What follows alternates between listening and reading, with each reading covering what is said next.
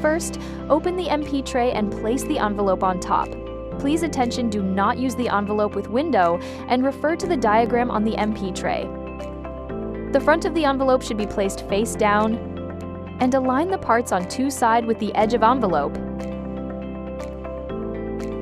After placing, a message box will show on the screen. Click Change.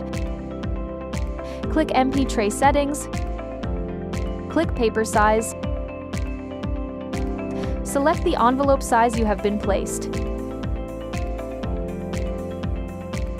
Click media type. Click envelope. Click close. Then click close again.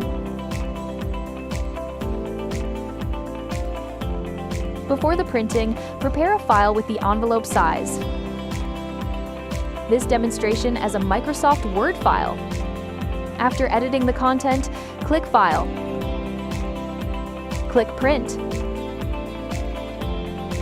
Click Printer Properties. Click OK in the pop-up window. Edit the relevant settings on the basic page, such as specifying the source location of the envelope. After that, click OK. Finally, click Print to start the envelope printing.